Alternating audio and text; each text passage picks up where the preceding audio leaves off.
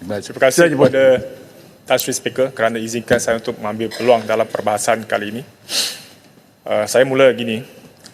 Bagi kerajaan, kita melihat pemberian kewarganegaraan kepada individu yang layak merupakan anugerah yang tertinggi. Adalah hak eksklusif kerajaan persekutuan. Dan ia tidak boleh diberikan, dianugerahkan kepada individu-individu sewenang-wenangnya. Tetapi pada masa yang sama kita harus juga memahami kepada golongan yang layak tetapi tertangguh selama ini untuk menuntut hak kewarganegaraan mereka. Ini merupakan hak asas bagi mereka menjalankan kehidupan harian seperti yang kita nikmati di tanah air yang tercipta ini. Tanpa hak kewarganegaraan, mereka terpaksa bertepan dengan pelbagai kesukaran termasuk akses kepada pendidikan, penjagaan kesihatan dan pekerjaan dan sebagainya. Oleh itu, saya melihat pindaan ini telah mengambil kira ke semua aspek termasuk kita nak memastikan pemberian hak kewarganegaraan itu dengan syarat yang ketat. Ini adalah middle ground yang kita dapat capai untuk memastikan tiada sesiapa kanak-kanak yang berada dalam golongan yang layak tetapi tertangguh hak mereka selama ini. Tan Sri Speaker, pertama sekali saya ingin mengucapkan setinggi-tinggi tanah dan penghargaan kepada Menteri KDN dan juga seluruh tenaga KDN kerana usaha yang gigih telah pun dilaksanakan Menteri dalam tempoh setahun dua ini untuk menguruskan banyak kes-kes permohonan yang telah pun lama tak diuruskan dengan baik atas faktor-faktor yang berbeza-beza. Kalau kita lihat kepada angka yang tersenarai dalam data yang terkini, saya ingin menjelaskan daripada tahun 2013 hingga tahun 2022, sebenarnya kadar kelulusan untuk permohonan kewarganegaraan hanya sekitar bawah 40%. Tetapi setelah Menteri mengambil tanggungjawab sebagai Menteri KDN, kita lihat peningkatan yang sangat-sangat ketara. Dan setakat 1 hari bulan Oktober tahun 2024, angka itu telah pun melonjak kepada 66% untuk menguruskan sebanyak 17,000 kes permohonan. Ini tidak bermaksud kerajaan sewenang-wenangnya untuk memberikan hak kewarganegaraan kepada pemohon, tetapi sebahagian besarnya telah pun lama tunggu dan diuruskan dengan baik dan cekap oleh tim dan juga menteri. Dan setakat ini pusat khidmat yang saya uruskan kes-kes permohonan seumpama ini lebih daripada 50 kes. Setakat ini hampir 20 kes yang telah pun diluluskan permohonannya. Tahniah dan syabas sekali lagi saya ingin ucapkan kepada menteri dan tim keseluruhannya. Dalam pindaan ini saya ada beberapa perkara yang saya ingin nak bangkitkan. Setelah mendengar pandangan-pandangan ahli-ahli yang berhormat yang telah pun mengutarakan pandangan, ada 2-3 perkara yang saya ada pandangan yang lebih kurang sama. Pertamanya, selalunya kes yang kita uruskan itu kebanyakannya berkaitan dengan kes 15A. Selalunya mereka telah pun mohon lama, sekian lama tapi tak dapat keputusannya. Ataupun mereka dapat keputusan tetapi tidak diberitahu sebab ditolak. Lulus tu sudah tahu dah, tapi ditolak tu tanpa ada sebabnya. Oleh itu saya ingin memohon kepada Menteri bukan setakat hanya memberikan jaminan dalam dewan ini, tetapi wujudkan satu SOP atau peraturan secara bertulis untuk memastikan mereka yang hadir ke kaunter bukan ditolak balik ke rumah dengan tak ada sebab yang munasabah. Mereka yang sepatutnya layak, mereka diberikan SOP, bagi guideline yang jelas, bagi SOP yang jelas, peraturan yang jelas, dan pada masa yang sama juga harus memutuskan satu tempoh yang munasabah 6 bulan hingga 1 tahun untuk memastikan keputusan tentang permohonan itu sama ada lulus atau tidak harus diberitahu kepada mereka. Tidaklah seperti mana yang kes yang saya katakan tadi, 50 kes dalam pusat khidmat saya. Ada yang sejak tahun 2007 lagi, 2011 lagi dan sebagainya. So saya mohon kepada Menteri bukan setakat jaminan dalam dewan ini tetapi buatnya secara bertulis dan dilaksanakan oleh setiap jabatan di setiap daerah nanti. Dan satu lagi saya ingin nak Saya ingin nak kongsikan juga seperti mana yang dikatakan oleh Besut tadi. Saya pun ada kes umpama ini juga.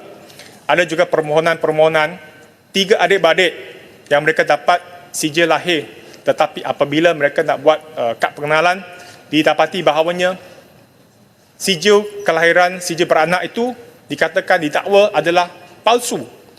So saya tak pasti ada berapa kes yang ada terdapat dalam permohonan kita, status permohonan ini, dan kes ini telah pun ditolak. Dan mereka ni tidak dapat atas sebab teknikal dia tak ada sijil lahir yang sah, walaupun boleh buat laporan DNA untuk membuktikan ada talian hubungan dengan ibu dan bapa, tetapi ini telah pun menyukarkan mereka, malah mereka adalah sudah mencapai ke umur 18 hingga 21 dan mereka telah pun tahun demi tahun untuk menunggu sampai sekarang tak boleh selesai. So maka saya mohon kepada Menteri, perlu ada satu panduan yang jelas, SOP yang jelas kepada mereka, dan harus siasat juga apakah kes ini berleluasa berlaku. Ada pihak-pihak yang tidak bertanggungjawab isu sijil beranak yang tidak sah dan kemudiannya dapat tahu apabila permohonan untuk kad pengenalan untuk kanak-kanak kita.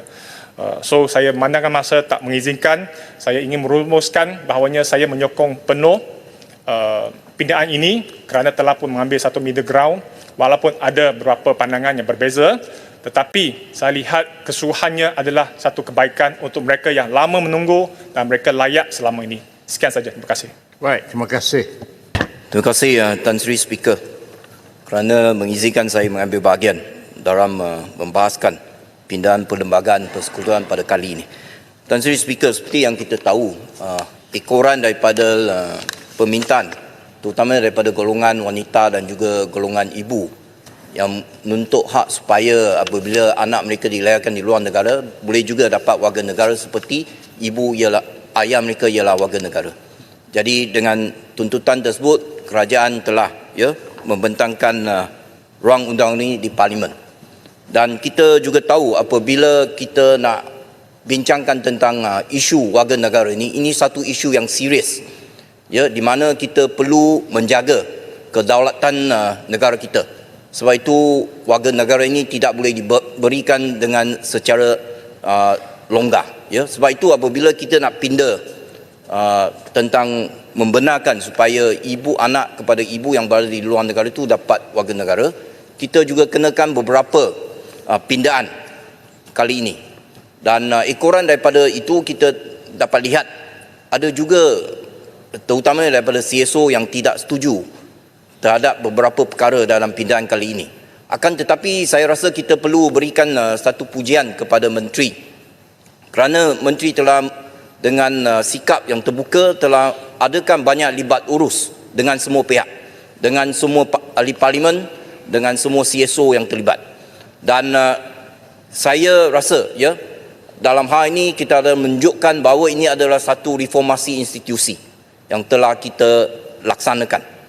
Dalam isu ini kita lihat kenapa CSO di luar sana ada lagi banyak kerisauan. Saya lihat ini adalah kerana public confidence itu. Ada kekurangan daripada public confidence. Ada defisit public confidence. Kenapa saya kata begitu? Barangkali oleh kerana sejarah sebelum itu, pengalaman sebelum itu, mereka takut. Kalau semuanya adalah secara pendaftaran, mereka takut kerana tidak ada kepastian. Barangkali hanya berdasarkan kepada budi bicara. Sebab itu mereka risau. Dan untuk mengembalikan confidence mereka, keyakinan rakyat kepada kita, saya rasa kita perlu ada unsur transparansi dan juga pengawasan yang sepenuhnya supaya kita boleh dapat semula keyakinan orang ramai terhadap dalam isu ini. Kenapa saya kata begitu, Tan Sri Speaker?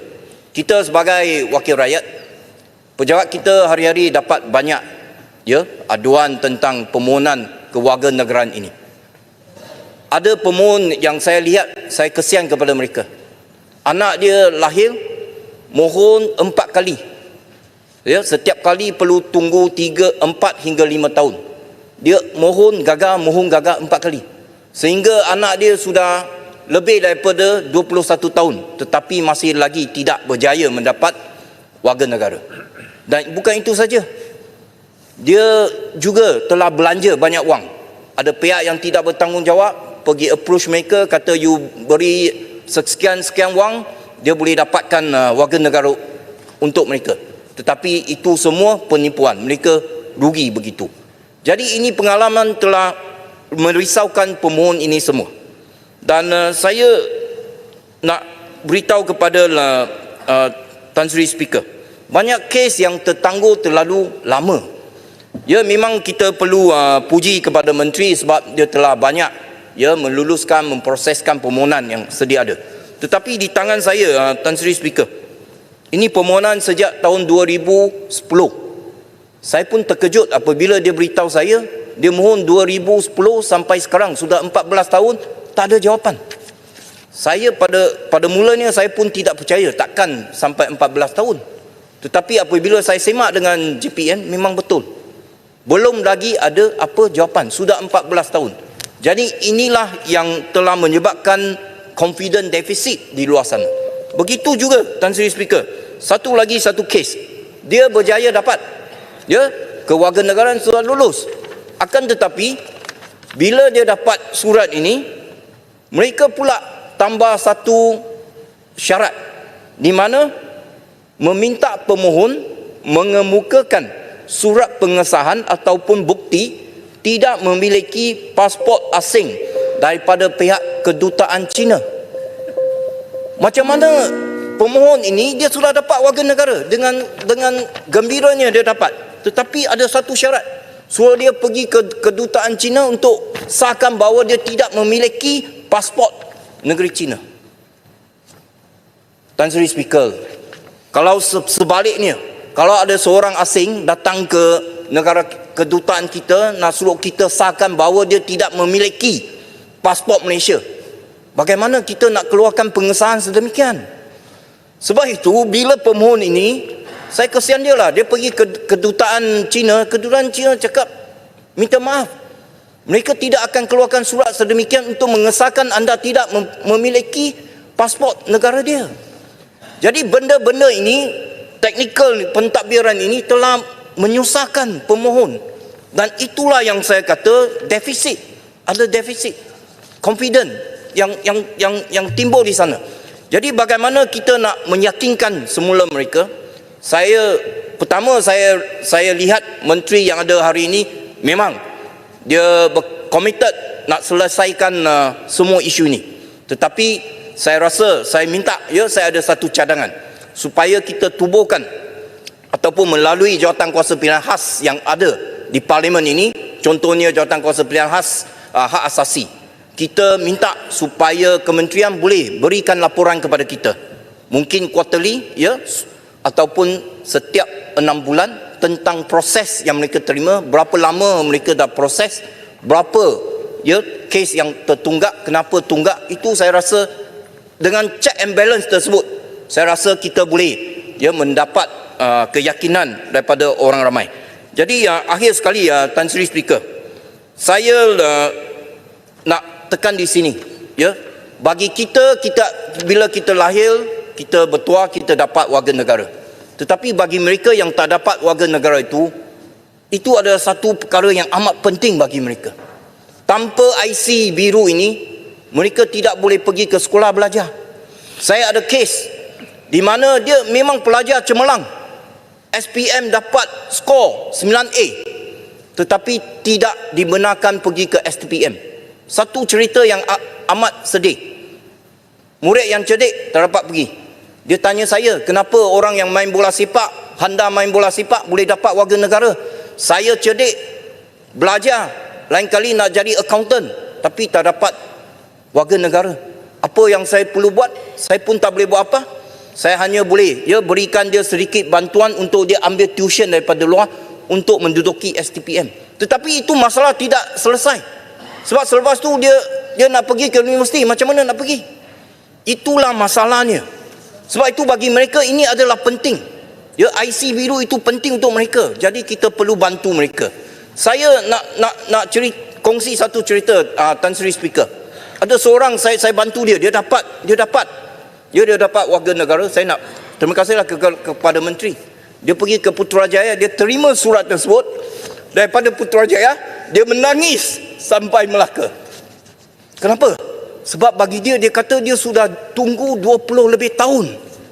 Dia tak boleh pergi kerja. Dia pergi kerja pun curi-curi pergi kerja.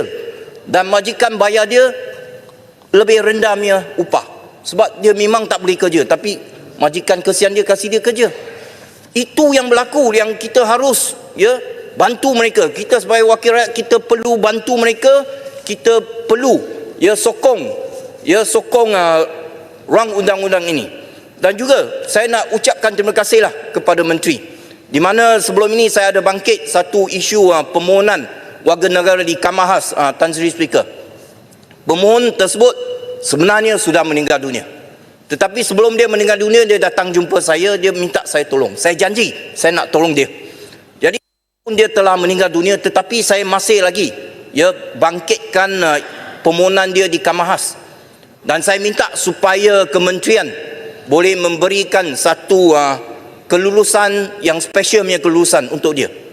Bulan lepas anak dia telefon saya, mak dia yang sudah meninggal dunia dapat warga negara.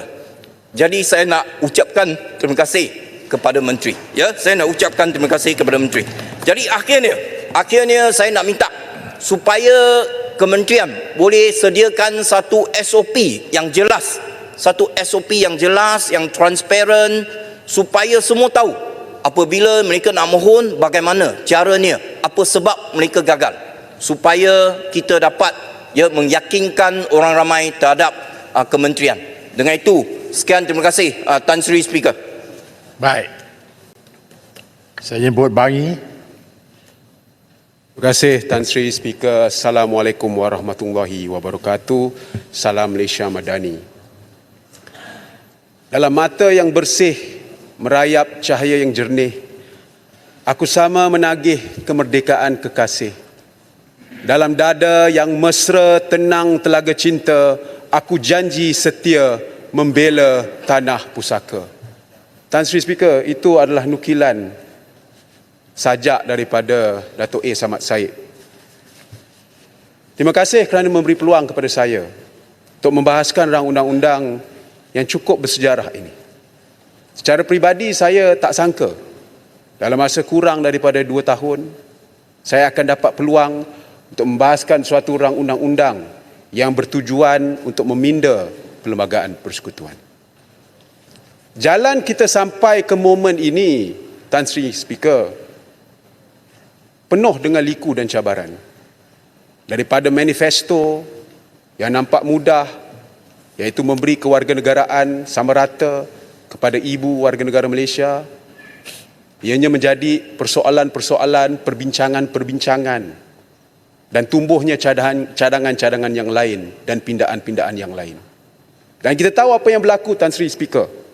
Sudah pun dilakar sejarah, perbincangan, perbahasan, kritikan, kecaman dalam proses yang mana kita akhirnya sampai ke tahap kita, ahli-ahli Dewan yang mulia ini, membahaskan rang undang-undang pindaan perlembagaan ini. YB Menteri sendiri sudah tentu telah menerima banyak kritikan dan serangan daripada lawan dan juga kawan mengenai isu ini. Mengapa respons yang begitu hebat, begitu tajam tentang isu ini? Ini kerana, Tan Sri Yang di-Pertua, kewarganegaraan itu adalah sesuatu yang begitu penting bagi setiap individu. Tan Sri Yang di-Pertua, individu tanpa kewarganegaraan atau stateless persons mengalami pelbagai kesukaran. Kesukaran untuk mendapat akses, menikmati hak-hak asasi yang asas dan mendapat pendidikan tinggi, khidmat kesihatan, berkahwin dan bekerja. Kalau nak mati pun susah, Tan Sri Speaker, bila kita tak ada kewarganegaraan ini.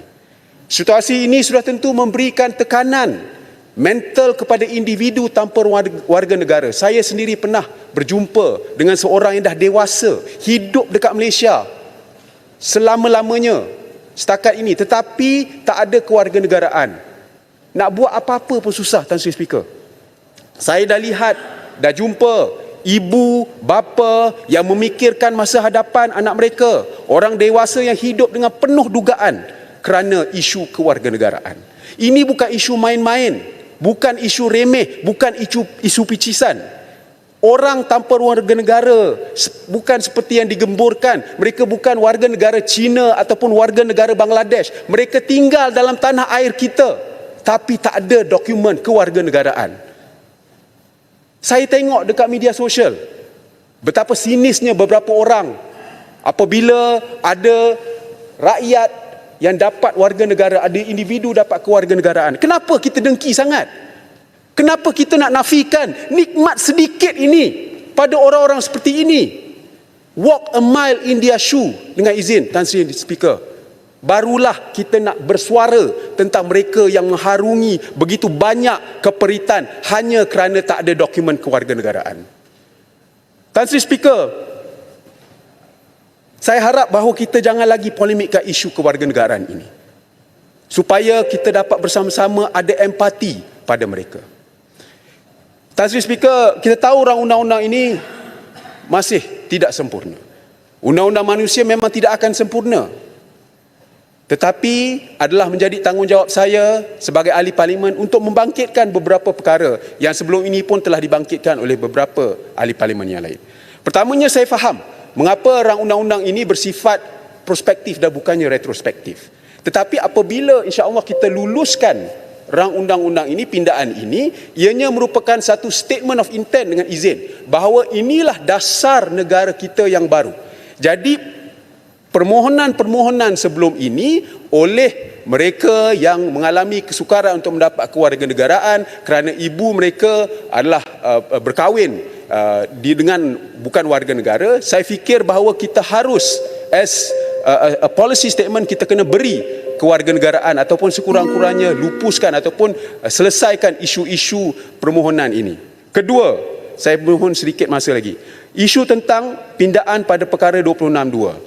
Banyak diperkatakan di luar sana dan sememangnya ada risiko sekiranya isteri yang dapat kewarganegaraan kemudian bercerai, kewarganegaraan mereka dilucut dan menjadikan mereka stateless. Saya ingin mendapat penjelasan apakah langkah-langkah yang diambil oleh kerajaan untuk memastikan isteri bukan warga negara tidak menjadi stateless, dan lebih penting lagi, saya ingin supaya menteri catatkan dalam Hansard di ruang Dewan yang mulia ini bahawa tidak akan ada seseorang yang akan dilucutkan kewarganegaraan mereka sekiranya ia menjadikan individu tersebut stateless. Maknanya, kalaupun ada permohonan, kalau akhirnya apa yang terjadi adalah individu itu, isteri itu akan menjadi stateless, kita jangan lucutkan kewarganegaraan itu. Saya nak supaya menteri bagi jaminan tersebut. Tan Sri Dipertua, kita bercakap tentang kontrak sosial John Locke, di mana individu memberi sedikit kebebasan dan hak mereka kepada negara atau daulah atau state untuk memastikan bahawa mereka dilindungi oleh state atau negara tersebut. Kewarganegaraan ini, Tan Sri Speaker, memaksikan kita pada satu entiti negara, mengikat kita pada masyarakat dengan identiti bersama. Kewarganegaraan ini membolehkan individu untuk hidup dengan bermaruah, dengan hak dan kebebasan dalam satu negara yang berdaulat. Jadi diharapkan, Tan Sri yang Dipertua, dengan pindaan ini kita akhirnya memberi sedikit keadilan kepada anak-anak yang lahir, kepada ibu-ibu yang berkahwin dengan warga negara. Kita, Tan Sri Speaker, kita buat seberapa baik yang boleh dalam peluang dan ruang yang diberikan kepada kita. Yang lain, Tan Sri Speaker, kita berserah kepada Yang Maha Esa, insya-Allah. Sekian, terima kasih. Bangi mohon menyokong. Terima kasih Bangi. Saya jemput Bayan Baru. Terima kasih Tan Sri Speaker kerana memberi peluang kepada Bayan Baru untuk membahaskan isu yang begitu penting, dan saya sudah pasti bahawa rakyat di luar sedang memerhati semua perbahasan dan semua keputusan ahli-ahli parlimen untuk mengundi esok. Tan Sri Speaker, isu kewarganegaraan ini telah selama bermasalah di negara kita. Setiap pusat khidmat di ahli parlimen ke, adun ke, sudah sememangnya mempunyai berlonggok-longgok permohonan. Tan Sri Speaker, saya masih ingat dulu tahun 2008 selepas kita jadi ahli Dewan Rakyat, Tan Sri Speaker sendiri pun bersama dengan Bayan Baru sama-sama kita pergi ke Putrajaya membawa anti-anti makcik-makcik yang begitu tua yang masih stateless dengan IC merah, ada yang tak ada IC pun, ya, ke Putrajaya untuk memohon kerakyatan. Dan inilah satu isu kemanusiaan, inilah isu keadilan kepada orang yang berhak, dan ini adalah satu isu belas kasihan. Tetapi pada masa yang sama, saya pun faham tentang peranan KDN, peranan Majlis Raja-Raja untuk mempertahankan keselamatan negara. Jadi saya nampak bahawa rang undang-undang perlembagaan ini adalah satu proses yang sangat matang. Sangat matang kerana kalau kita imbas ini, kita nampak bahawa perjuangan untuk mendapat kerakyatan yang saksama, yang adil, telah melalui proses yang sangat-sangat lama, dan setiap institusi memainkan peranan yang begitu baik sekali. Saya ingin memberi kredit where the credit is due. Terutamanya saya nak bagi kepada Majlis Raja-Raja kerana Majlis Raja-Raja memberi perkenan dan juga menjunjung kasih kerana memberi perkenan, dan mereka melaksanakan tugas dengan baik untuk safeguard keselamatan negara. Kedua, saya ingin memberi penghargaan kepada Kerajaan Negeri Sabah dan Sarawak kerana mereka setelah melihat semua isu ini memberi perkenan, ya, memberi persetujuan kepada perpindahan perlembagaan. Saya ingin memberi penghormatan kepada Perdana Menteri kita juga kerana ini adalah apa yang we call political will, yang bersungguh-sungguh ingin menyelesaikan satu isu ketidakadilan yang berlaku dalam masyarakat kita, dan Perdana Menteri telah memberi kuasa kepada Menteri Dalam Negeri yang begitu committed dan mempunyai kesabaran. Saya rasa kesabaran tahap dewa lah, kerana menteri ini dia diketuk, dikecam left, right, center, up, down dan semuanya. Dan akhirnya dengan kesabaran, dengan segala urus tadbir, dengan NGO, dengan Perdana Menteri juga, ya, berhempas pulas pergi ke berjumpa dengan Majlis Raja-Raja. Akhirnya rang undang-undang ini telah pindahan perlembagaan ini telah berada di sini dan akan dilaksanakan esok. Ini adalah satu sejarah yang harus diingati oleh ramai rakyat negara yang bakal, ya, warga negara kita. Mereka harus ingat bahawa ini adalah usaha, ya, Perdana Menteri kita, Menteri Dalam Negeri kita, Kerajaan Sabah dan Sarawak, ya, dan juga Majlis Raja-Raja dan juga NGO dan semua wakil rakyat di sini yang selama ini berjuang untuk isu ini. Jadi saya ingin berbalik kepada isu. Saya rasa kebanyakan isu besar telah diselesaikan, mendapat kompromi yang baik, dan saya ingin menuju kepada satu isu, iaitu isu 15A, pendaftaran secara kerakyatan melalui pendaftaran, dan ini adalah isu tentang anak tidak sah taraf. Kebanyakan isunya rumit kerana kita tahu bahawa anak tidak sah taraf ini mungkin adalah anak luar nikah atau pelbagai isu dokumen tak ada dan sebagainya.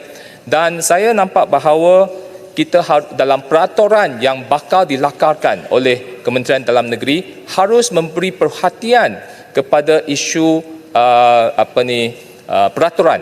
Kita tidak mau kes-kes seperti apa yang Kotak Melaka bangkitkan tadi. Apabila ada sudah mempunyai telah diluluskan tetapi tambah dengan syarat-syarat lain pula, di mana ini merumitkan, ya, perkara-perkara ini. Dan saya rasa adalah penting bahawa isu anak tidak sah taraf ini diberikan pertimbangan penerimaan laporan DNA. Laporan DNA ini sudah mencapai 9.999% ketepatan. Tidak mungkin bahawa, ya, kesilapan itu begitu kurang sekali. Jadi kalau kita boleh terima laporan DNA dalam isu anak luar nikah ni, saya rasa dia akan memberi keadilan kepada anak dia. Yang mungkin buat silap itu ibu bapa. Kita boleh hukum ibu bapa, tetapi kita jangan memangsakan anak mereka. Anak mereka tidak berdosa. Ingatkan, ibu bapa yang buat salah, okey, kita of course kita menjunjung institusi keluarga. Tetapi ada berlaku sesuatu, tetapi anak telah dilahirkan dan mereka dimangsakan daripada sejak kecil, tak boleh masuk sekolah, tak boleh masuk sekolah, lepas itu universiti tak boleh masuk, okey, dan dibiarkan begitu saja. Saya rasa adalah keperluan untuk mengadakan satu the DNA test itu diterima sebagai jadi satu bahan ukur untuk mendapatkan kerayatan untuk anak tidak sah taraf. Dan isu bahasa, saya setuju bahawa setiap negara, rakyat negara perlu memahami dan juga menguasai bahasa Melayu sebagai bahasa kebangsaan. Dan ini adalah tanggungjawab. Di merata dunia memang semua rakyat, kalau di luar negara, mereka pun perlu mempelajari bahasa tersebut. Walau bagaimanapun, saya harap bahawa peraturan itu harus standardized. Dia jangan bukan ikut budi bicara pegawai-pegawai. Kerana kalau kekhawatiran kita adalah budi bicara, saya nak bagi contoh, ada yang pernah datang ke pusat khidmat saya, apabila pengujian bahasa Melayu, dia diminta untuk membuat karangan.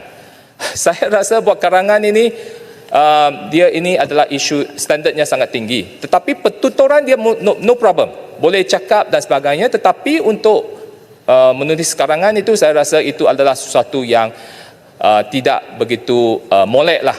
Kerana ada yang simple saja, tetapi ada yang susah. Jadi lebih baik standardizekan supaya semua mempunyai keadilan untuk semua. Dan saya akhir sekali adalah saya harap bahawa segala peraturan yang